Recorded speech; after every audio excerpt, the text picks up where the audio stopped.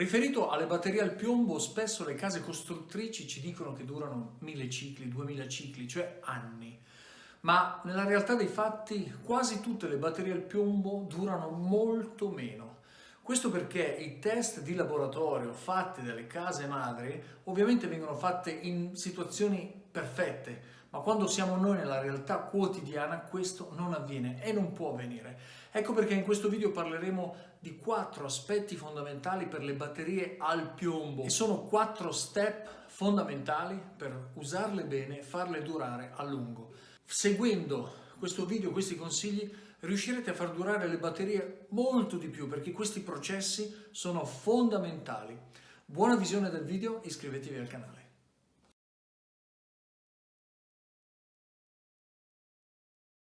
Quando il nostro fotovoltaico è composto da una sola batteria, che sia un piccolo impianto per casa, una baita, piuttosto che nel nostro camper, problemi non ce n'è, perché con una batteria la possiamo cambiare, togliere, mettere come vogliamo, possiamo cambiare l'amperaggio, ma se abbiamo un pacco batterie composto da diverse batterie in serie, piuttosto che in parallelo, piuttosto che in serie parallelo, allora la cosa cambia, perché dobbiamo rispettare dei parametri molto importanti.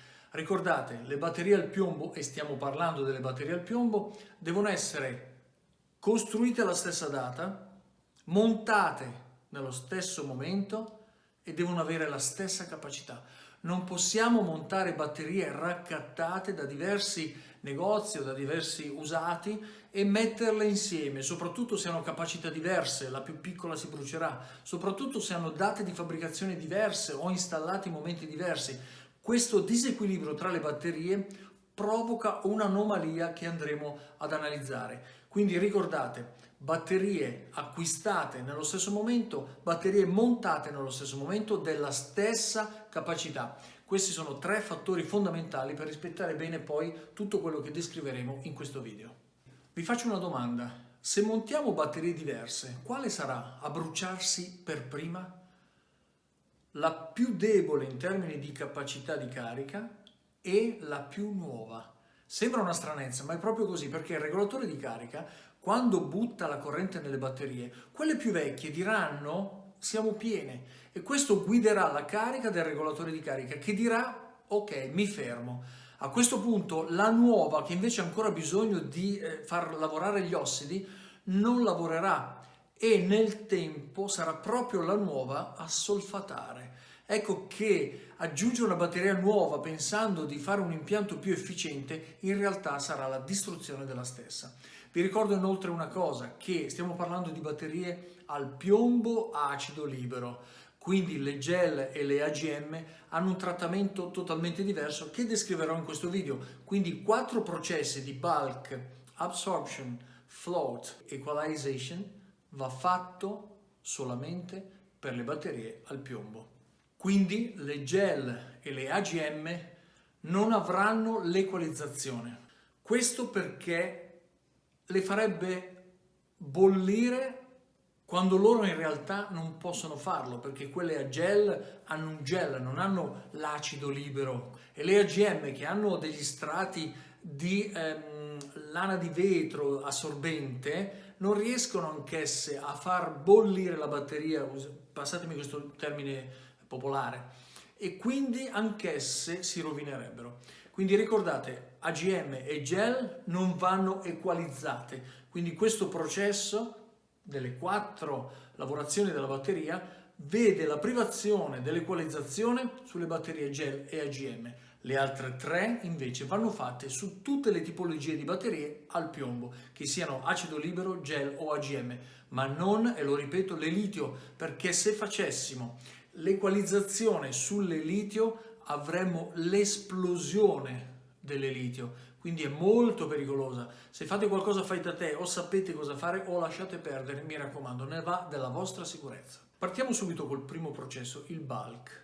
La mattina i pannelli cominciano a caricare, il regolatore percepisce che le batterie sono scariche e inizia a dare la massima corrente alla tensione prestabilita. In questo modo c'è una salita rapida della carica. E vi ricordo che le batterie al piombo possono essere caricate massimo al 10, 15, 20% della loro capacità, quindi una batteria da 100 A deve essere caricata con dei pannelli fotovoltaici che siano di 10, 15, 20 A massimi. A questo punto noi abbiamo la carica della batteria che progressivamente sale fino alla tensione prestabilita. Questo è il processo di bulk, di salita rapida della tensione. La batteria assorbe tutto.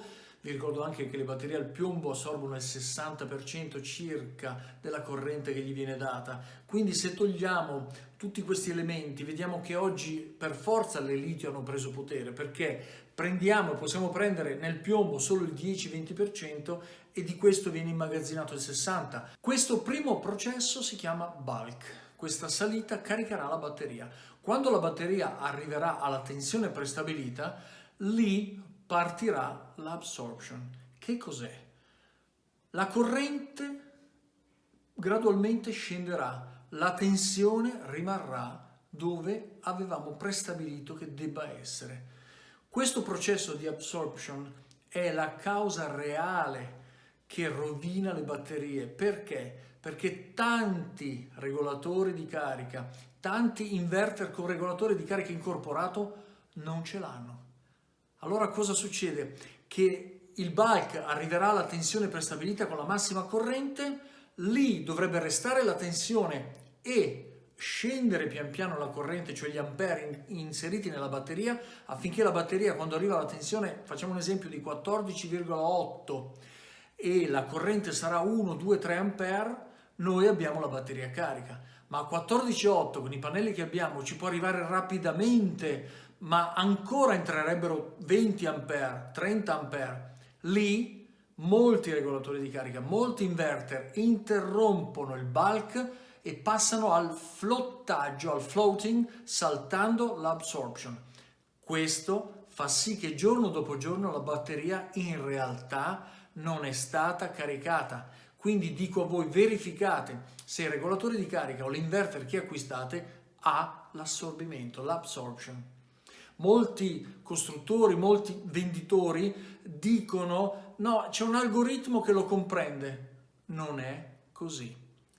Bisogna fare il processo graduale, l'absorption, quando la corrente, poi lo vedrete nelle tabelle, nei grafici che metterò in questo video, quando la corrente è arrivata ai minimi livelli, è lì che il regolatore di carica intelligente, e costano anche di più, dice adesso passo al floating, che è il terzo processo.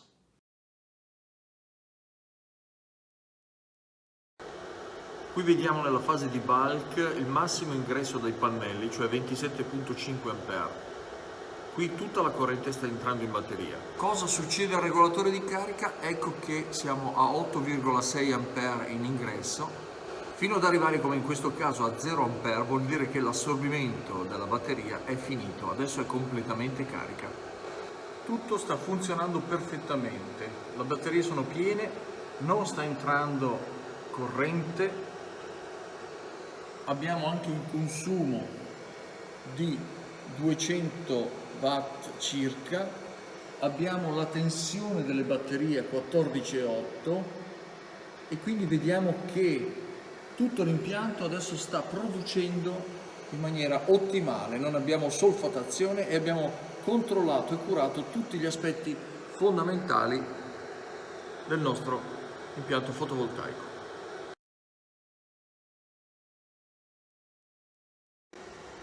Ecco che la fase di bulk è stata raggiunta dalle batterie, siamo arrivati nel caso di queste batterie a 14,8 volts e andiamo adesso a verificare l'inverter con il regolatore di carica incorporato cosa sta facendo in termini di ampere, cioè in termini di ingresso di corrente all'interno delle batterie. Anche in questo caso l'assorbimento è 0 ampere.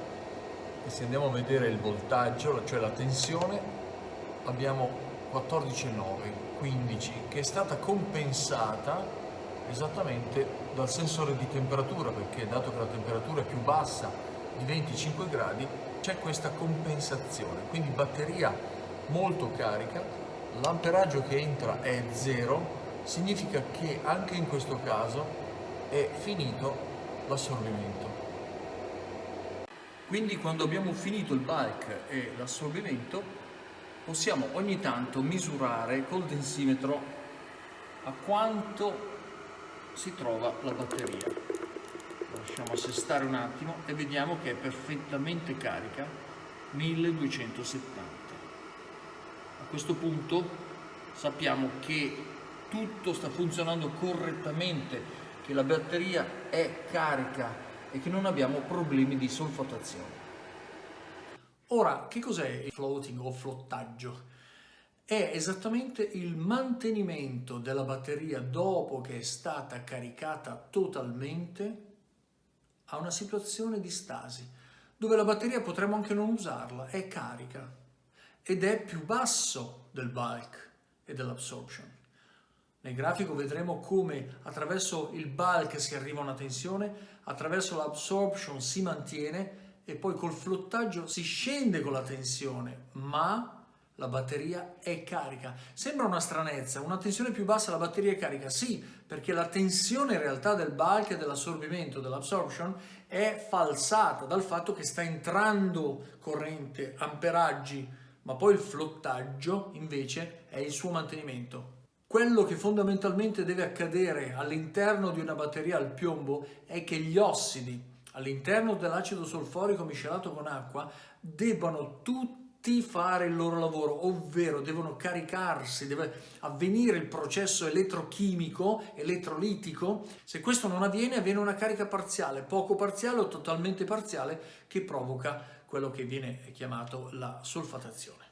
Ricordiamoci che il flottaggio, ovvero il mantenimento delle batterie al piombo, può durare per sempre. Noi non lo usiamo, abbiamo una casa in baita, le batterie sono caricate automaticamente, non ci sono assorbitori se non che qualche luce a LED notturna. Queste batterie dureranno 15 anni, anche se sono al piombo, perché non hanno in realtà dei cicli di scarica profonda. Oppure ricordiamoci che se stacchiamo le batterie una volta che sono cariche e le archiviamo, ogni mese sarebbe meglio ricaricarle, perché le batterie al piombo hanno una perdita in termini di immagazzinamento che è alta.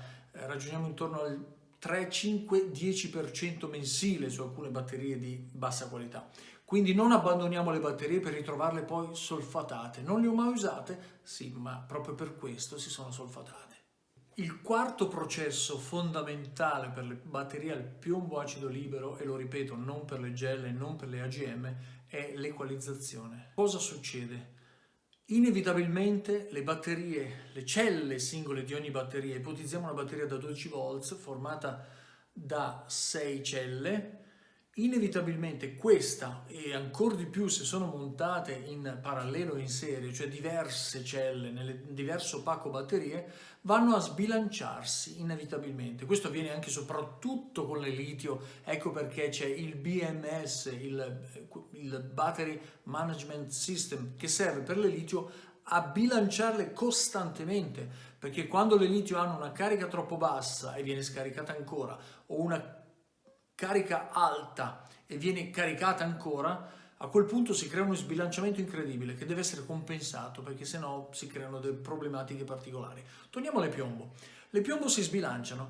Cosa bisogna fare una volta al mese circa? L'equalizzazione, ovvero portare le batterie, secondo quelle che sono le indicazioni di fabbrica, a un voltaggio fortemente superiore e lasciarle lì per circa 3 ore. Ci sono alcune case madri che mi menzionavano aspetti legati a 1 ora, 2 ore, e altre case madri mi consigliavano 7, 8, 10 ore. Assolutamente no. L'equalizzazione deve durare una media di 3 ore. Quando ci accorgiamo che l'equalizzazione è finita? Quando il voltaggio che abbiamo prestabilito arriverà al livello massimo e gli ampere scenderanno al livello minimo, quasi intorno allo zero.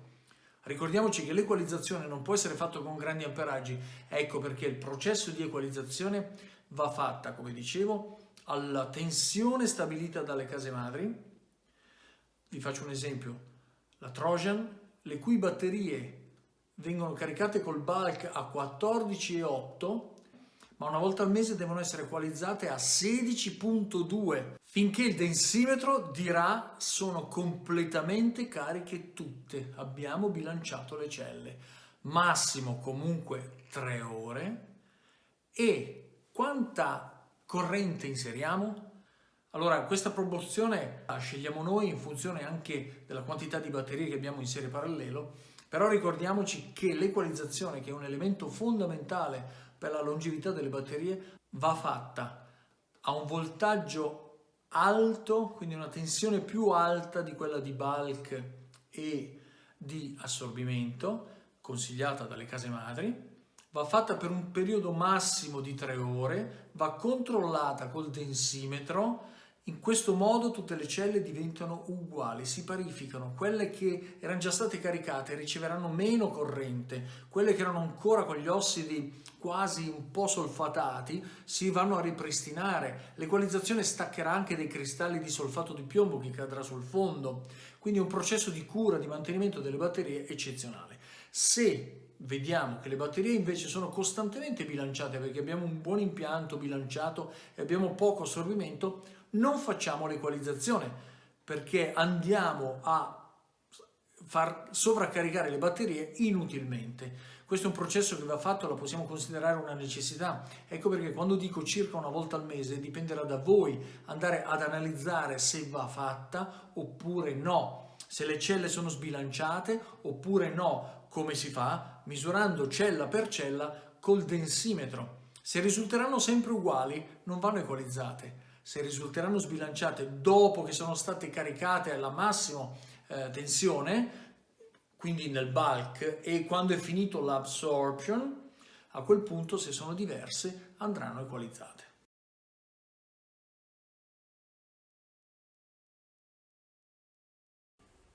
Questo è lo schema che ho creato per farvi capire bene i 4 aspetti che abbiamo trattato, ovvero le 4 fasi di carica delle batterie.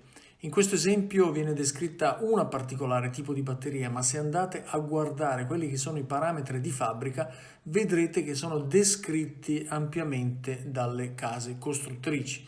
Allora, il primo punto lo vedete contraddistinto dal numero 1 è il bulk. A questo punto noi partiamo con una batteria scarica al 50%, quindi a 12 volts, la innalziamo attraverso tutta la corrente che i pannelli producono e arriverà attraverso il bulk nel tempo più breve, compatibilmente con la possibilità di caricarla velocemente, a 14.8 volt. A questo punto finisce la prima fase. Poi subentra la seconda fase, ovvero l'absorption, l'assorbimento. Lì rimarrà sempre a 14.8, ma scenderà la corrente e pian piano la batteria sarà sempre carica in questa fase di assorbimento. Chiaramente arriveremo in questo modo ad avere la batteria completamente carica quando la verificheremo attraverso il densimetro. Lo stadio finale, il terzo, è quello del flottaggio. La batteria viene mantenuta a 13,5 volt e lì può restare veramente per tanto tempo. A questo punto, una volta al mese, passiamo alla fase 4, se necessiterà passare alla fase 4, ovvero se le batterie saranno sbilanciate, e una volta al mese andremo all'equalizzazione, quindi porteremo in questo caso le batterie a 16.2 volt. Questo è il processo che deve avvenire per mantenere in buone condizioni le batterie al piombo, non va fatto per le litio e l'equalizzazione non va fatta per quanto riguarda le AGM e le gel. Questa scheda potete usarla e adattarla alle diverse tensioni che le case madre consigliano, però il processo di comportamento è sicuramente questo per tutte le batterie al piombo. Aggiungiamo 2 elementi fondamentali, che le batterie devono essere assorbite con coscienza, non possiamo attaccare su una batteria grandi assorbimenti. E la seconda è che devono essere riposti in un ambiente a una temperatura adeguata. Ogni volta che andiamo sopra i 25 gradi dobbiamo abbassare la tensione di bulk. Ogni volta che andremo sotto i 25 gradi dovremo aumentare la tensione di bulk. Questo per una compensazione a livello termico-ambientale delle batterie. Quindi ragazzi, riassumendo, questi 4 elementi fondamentali per il piombo acido libero non possiamo evitarli. In questo modo, seguendo queste indicazioni, avremo batterie più longeve, avremo meno scarti da buttare, anche se onestamente le batterie al piombo sono riciclabili al 99%, anche al 99,9%, perché viene riciclata la plastica, viene riciclato il piombo, gli ossidi, l'acido, quindi è un prodotto ecologico.